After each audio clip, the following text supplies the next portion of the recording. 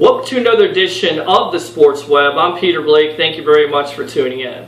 So the Tampa Bay Buccaneers lose their home opener to the Carolina Panthers 20-14. And you would think that the Buccaneers had a certain advantage with Cam Newton being ruled out with an injury, but that was not to be. I'll give you three factors why I think the Buccaneers lost. And number one, the defense. Where was it at? Besides Gerald McCoy, who was a beast in this game with 8 tackles and 1 sack, where was Michael Johnson? Where was Adrian Claiborne?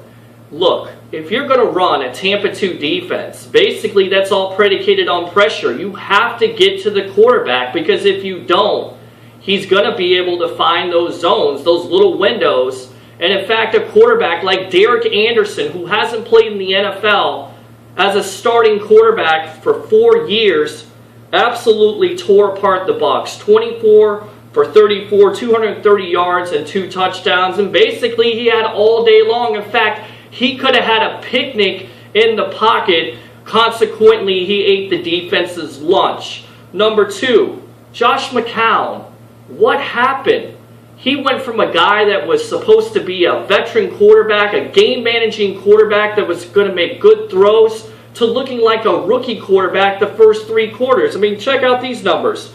22 for 35, 183 yards and 2 touchdowns. And those 2 touchdowns made the game close. They came in the 4th quarter. But the first 3 quarters of this game, he was absolutely horrible. He made ill-advised throws. It's got to improve. If he wants to force things, it's going to put the defense at a disadvantage, because they're going to have a short field to work with, and that's not a good combination.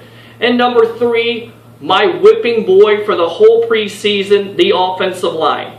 Yes, they lose Logan Mankins, who's probably their best offensive lineman on this line this year, late in the first quarter, but they gave no time to McCown at all to throw the ball down the field. They gave him no time at all, and in fact, they opened up no holes for Doug Martin. A grand total of 9 carries for 9 yards. Look, this is the first game of the season, and the Buccaneers have a lot to improve on. But you would think coming into this game that they had a distinct advantage. That's why you play the games. For another edition of the Sports Web, I'm Peter Blake.